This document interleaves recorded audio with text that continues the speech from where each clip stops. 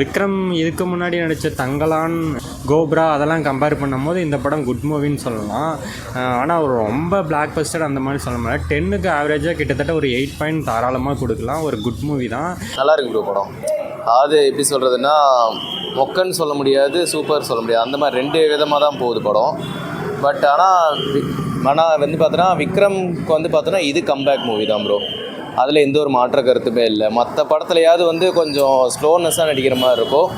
இந்த படத்தில் வந்து பார்த்தோன்னா ஃபஸ்ட் ஹாஃப் வரைக்கும் அப்படி தான் பண்ணுவார். செகண்ட் ஹாஃப் மேலே வந்து பார்த்தோன்னா ஒரு எவாலுவேஷன் சீன்ஸ் எல்லாம் இவருக்கு நிறையா இருக்குது படத்தில்.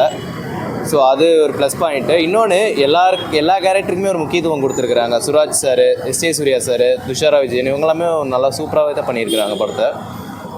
ஆக மொத்தம் டு பி ஹானஸ்ட் என்ன அப்படின்னு பார்த்தோன்னா, ஃபஸ்ட் ஹாஃப்ஸ் வந்து பார்த்தோன்னா படம் வந்து தீயாக இருக்குதுன்னு தான் சொல்லணும். ஃபஸ்ட் ஹாஃபில் ஒரு 15 நிமிஷம் மட்டும் வந்து பார்த்தோன்னா கொஞ்சம் ஸ்லோனஸ் இருக்கிற மாதிரி தெரியுது. அது இருக்க இன்டர்வல் பிளாக் வர வரைக்கும் வந்து பார்த்தோன்னா நல்லாவே தான் போகுது. எனக்கு தெரிஞ்சு இந்த படம் ஃப்ளாஷ்பேக் வந்து பார்த்தோன்னா எதுக்கு வச்சாங்க அப்படின்னு தெரியல. அவர் பில்டப்புக்காக மட்டும்தான் அந்த ஃப்ளாஷ்பேக் சீன் வச்சாங்களோ அப்படின்ற ஒரு வருத்தம். பார்ட் 1க்குன்ற மாதிரிலாம் லீடு அது பெருசாக வந்து கொடுக்கல ப்ரோ. பார்ட் 2 எப்படின்னா, இந்த பார்ட் 2லேயே வந்து பார்த்தா பார்ட் 1ஓட கதை வந்து எல்லாமே சொல்லிட்டாங்க. இதுக்கு மேலே இவங்க என்ன பார்ட் 1 எடுக்கிறாங்க அப்படின்றது தெரியல. ஸோ இந்த படம் வந்து பார்த்தோன்னா எல்லாம் முடிஞ்சிச்சு, கதையே முடிஞ்சிருச்சு. அது ஒரு விஷயம். இன்னொன்று விக்ரம் சார் அவரோட அந்த ஸ்க்ரீன் ப்ரெசன்ஸ் வந்து பார்த்தோன்னா பெஸ்ட்டுங்க. இதுக்கு முன்னாடி நிறையா விக்ரம் படம் வந்து வந்திருக்கலாம். இந்த ரீசெண்ட் டேஸில் வந்து பார்த்தோன்னா விக்ரம் படத்துக்கான ஒரு ஸ்க்ரீன் ப்ரெசன்ஸ் வந்து இந்த படத்தில் சூப்பராகவே பண்ணியிருந்தாங்க. அவரோட பாடி தாங்க, ஷோல்டரு, ரைஸ் பைஸ்லாம் சும்மா அப்படியே வளர்த்திட்டு அப்படியே அர்னால்டு ரேஞ்சுக்கு வந்து பார்த்தோன்னா பண்ணியிருக்கிறாரு. ஒரு சுறுசுறுப்பாக பண்ணியிருக்காரு படத்தை. எஸ்.ஏ. சூர்யாங்களா? மற்ற படம் கம்பேர் பண்ணும்போது இது கொஞ்சம் கம்மி தான். பட் இந்த படத்துக்கு தேவையான ஒரு ஆக்டர் தான் எஸ்.ஏ. சூர்யா. ஒரு சில இடத்துல வந்து தேவையில்லையோ அப்படின்ற மாதிரியும் தோணுது. மெயினே வந்து பார்த்தோன்னா அவர் பேர் தெரியல, அவரை நிறையா படத்தில் பார்த்துருக்குறேன். பட் அவர் தான் மெயினாக காட்டியிருக்கிறாங்க. ஸோ இது வந்து பார்த்தோன்னா கமர்ஷியல் மூவி ப்ரோ. இந்த ஆர்ட் ஃபிலிம் பார்த்துட்டு வந்துட்டு இந்த படம் வந்து இந்த படத்தில் என்னடா இப்படி பண்ணுறாங்க, போட்டு அடிக்கிறாங்க அப்படின்னு நம்ம பார்க்க முடியாது. இது வந்து கம்ப்ளீட்லி ஒரு கமர்ஷியல் படம். தான் துஷாரா விஜயன் தான் அவங்க நடிப்பது சொல்லியா ப்ரோ. அவனு எல்லா படத்துலையும் சூப்பராக பண்ணுறாங்க. அதே மாதிரி தான் இந்த படத்துலையும் டு பி ஆனஸ்ட் அவங்களுமே சூப்பராகவே பண்ணியிருக்கிறாங்க. படத்தில் கேரக்டர் இந்த தகுந்த மாதிரி நல்லா பண்ணியிருக்கிறாங்க. ஸோ இந்த ஜிவி பிரகாஷ் பேக்ரவுண்ட் ஸ்கோர்லாம் செம்மையாக பண்ணியிருக்காரு bro. Background score, songs 2 song நல்லா கேட்குற மாதிரி தான் இருக்குது. ஸோ லாஸ்ட்டாக வந்து பார்த்தோன்னா மதுரை வீரன் தானே வேறு மாதிரி ஒரு எவால்யூஷனு. விக்ரம்க்கு வந்து இது ஒரு எவால்யூஷன் சீனு சூப்பராகவே பண்ணியிருந்தார் ப்ரோ. இந்த படம் ஸ்க்ரீன் ப்ளேவே பயங்கரமாக பண்ணியிருக்காங்க ப்ரோ. எனக்கு தெரிஞ்சு இந்த ரீசெண்ட் டேஸில் வந்து பார்த்தோன்னா கமர்ஷியல் மூவிக்கு ஒரு ஸ்க்ரீன் ப்ளே இப்படி யோசிச்சது வந்து பார்த்தோன்னா எனக்கு தெரிஞ்சு இந்த படம் தான் நினைக்கிறேன். இந்த படம் சீன்ஸாக வந்து பார்த்தோன்னா இன்னும் கொஞ்சம் பெட்டராக பண்ணியிருக்கலாமோ அப்படின்றா. நான் ஸ்க்ரீன் ப்ளேலாம் நல்ல ஸ்க்ரீன் ப்ளே தான். ஸ்க்ரீன் ப்ரெசன்ஸு, ஸ்க்ரீன் ப்ளே, ரைட்டிங்கும் நல்லா பண்ணியிருக்காங்க படத்தில். ரைட்டிங் எஃபெக்ட்டும் நல்லா போட்டிருக்கிறாங்க. ஸோ அது வந்து இன்னும் வந்து சீன்ஸாக பட்டு பார்த்தோன்னா கொஞ்சம் பெட்டராக பண்ணியிருக்கலாமோன்னு தான் தோணுது. ஓகே.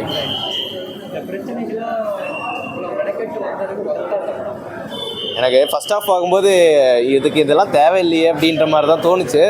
ஸோ செகண்ட் ஹாஃப் பார்க்கும்போது வந்து பார்த்தோன்னா அது ஒரு நம்பிக்கை வந்துச்சு. ஏன்னா ஃபஸ்ட் ஹாஃப் வரைக்கும் நம்ம பார்க்கும்போது ஒரு யோசனை வந்துட்டு தான் இருந்துச்சு, இந்த படத்துக்கு இவ்வளோ பில்டப் தேவையில்லையே அப்படின்னு. ஏன்னா ஆரம்பத்துலேருந்து பில்டப்ஸ் மட்டும்தான் படம் ஃபுல்லாகவே இருக்குது. அதுலேருந்து நம்ம கொஞ்சம் வேறு மாதிரி எடுத்துட்டோம். என்னடா படம் பில்டப்லேயே கொடுக்குறாங்க, அவ்வளோதான் முடிஞ்சிருச்சு போல இருக்குது அப்படின்னு தான் யோசிச்சுட்டு இருந்தோம். அது செகண்ட் ஹாஃப் இருங்க பாயின்னு சொல்லிட்டு செகண்ட் ஹாஃப் ஆரம்பித்தது. நல்ல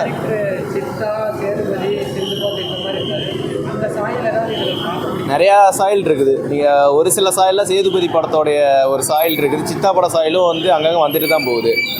ஆனால் ஒரு சீன் வந்து இந்த திருவிழாவில் ஒரு தேடுற சீன்லாம் இருக்கும், அது ரொம்ப நேரம் இழுத்துட்டு போகுதோ அப்படின்னு. இந்த படம் வந்து கிட்டத்தட்ட டுரேஷன் டைம் வந்து 2.25 மணி நேரம் அப்படின்றாங்க.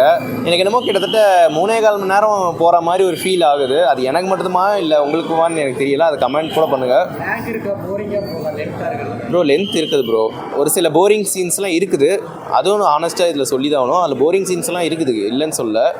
ஸோ இவ்வளோ லென்த்தி தேவையில்லையோ அப்படின்ற மாதிரி தான் தோணுது.